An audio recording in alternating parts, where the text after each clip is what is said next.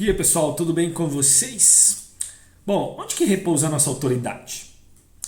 Existe um pensamento meio cristão que diz: você não pode pregar a respeito desse assunto porque você não tem autoridade para isso. Uma vez que você não está vivendo o que você está pregando, então você nem poderia estar falando sobre isso. E esse pensamento acontece porque pessoas, por exemplo, que estão sofrendo disciplina eclesiástica, apontam o dedo e falam assim: mas quem é você para me disciplinar nessa área da vida? Olhe para sua vida, olhe para você.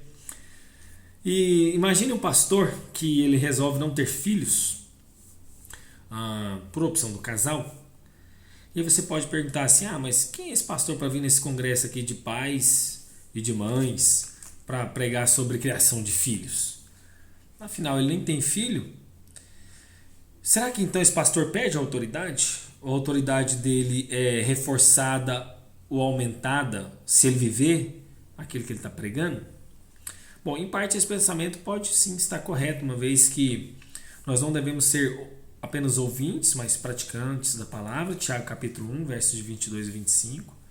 Nós não podemos ser como os fariseus que impunham carga maior sobre o povo e não faziam. Eles não viviam aquilo que pregavam. Jesus, por exemplo, tinha a autoridade que tinha por ser exatamente Deus, e ele vivia tudo aquilo que ele de fato pregava. Entretanto, o fato da gente não praticar ou não conseguir viver plenamente, e ninguém vai conseguir viver plenamente a palavra de Deus e todos os seus aspectos em todas as áreas da sua vida, não diminui essa autoridade se ele está pregando fielmente e expondo aquele texto de forma bíblica, de forma eficaz. Certa vez um pregador disse, uma vez, quando ele caiu em pecado, ele falou assim: porque agora eu caí em pecado, a palavra de Deus que eu preguei a vocês no passado deixou de ser a palavra de Deus? A Confissão de Fé de Westminster, por exemplo, no capítulo 1 das Sagradas Escrituras, seção 4, diz o seguinte: a autoridade da Escritura Sagrada, razão pela qual deve ser crida e obedecida, não depende do testemunho de qualquer homem ou da igreja, mas depende somente de Deus. Ele usa para embasar essa afirmação 2 Pedro capítulo 1, versos 19 a 21, 2 Timóteo 3,16, 1 João 5,9 e 1 Tessalonicenses 2,13. Então, isso significa então que a palavra de Deus pregada, exposta, devidamente comunicada com fidelidade, tem autoridade para ensinar essa verdade independente do seu locutor. E validar a autoridade da palavra, atrelar ela ao testemunho de alguém, é uma doutrina romana que nega diretamente a suficiência das Escrituras. Paulo, por exemplo, não tinha filhos, mas isso não deixou Paulo de ser inspirado por Deus para pregar sobre o assunto. Efésios capítulo 6, versos de 1 a 9, Colossenses 3, 20. Paulo, por exemplo, não era alguém empreendedor, ele não empregava ninguém, mas nem por isso ele deixou de dar mandamentos, ordenanças para que patrões não oprimissem os seus servos. Colossenses capítulo 4, verso 1. Então a nossa experiência pode sim auxiliar em determinados assuntos. Ela pode ajudar, reforçar, facilitar o aconselhamento, mas não pode anular essa autoridade das Escrituras. Então é correto, claro, sim, dar testemunho. É fundamental, nós temos que buscar isso, é isso que nós vamos viver. Mas a gente não pode atrelar essa autoridade que está inerente à palavra de Deus. Bom, o que quer dizer na verdade autoridade? A gente tem autoridade, por exemplo, outorgada, que é aquela autoridade que foi constituída, por exemplo, a um concílio, uma autoridade que foi constituída a alguém por causa do testemunho. E essa autoridade que é outorgada leva em conta sim a experiência. E ela é suscetível, por exemplo, ao erro, Quando, por exemplo, a pessoa falta com alguma coisa, quando ela tem uma má conduta, quando ela tem alguma corrupção, ela compromete aquela autoridade que lhe foi outorgada.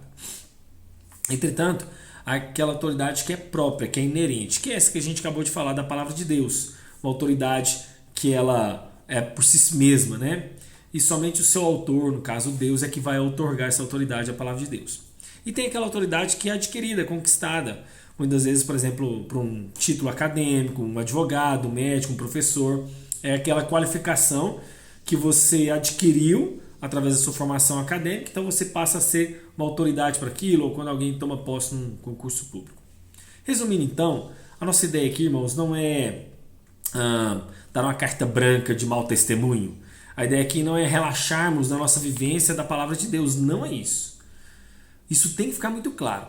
O que eu estou querendo dizer aqui é que nós não devemos atrelar esse testemunho para apontar o dedo para as pessoas e dizer: quem é você para me dizer isso, já que você não tem essa autoridade. Não, quem está dizendo é a palavra de Deus, não é fulano nem beltrano. Aqui nós não podemos rotular aquela autoridade ou aquele ensino àquela pessoa.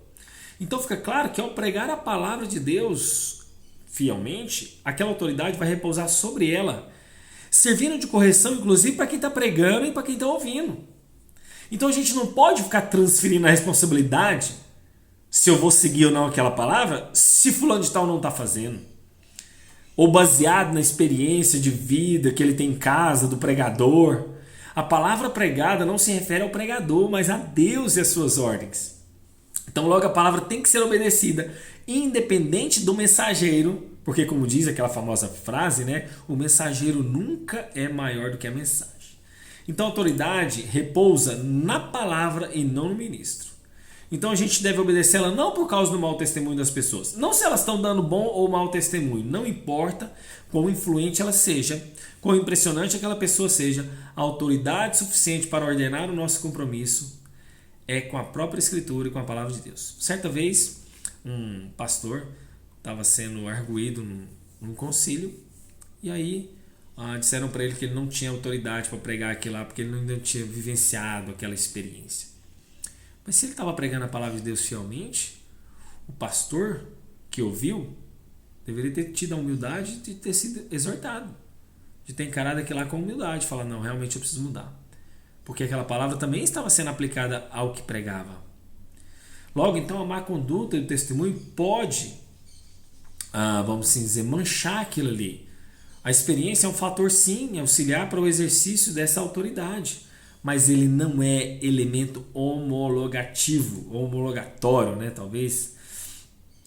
Então, o ministro, obviamente, não deve ser um fariseu, é claro. Ele tem que viver conforme a palavra.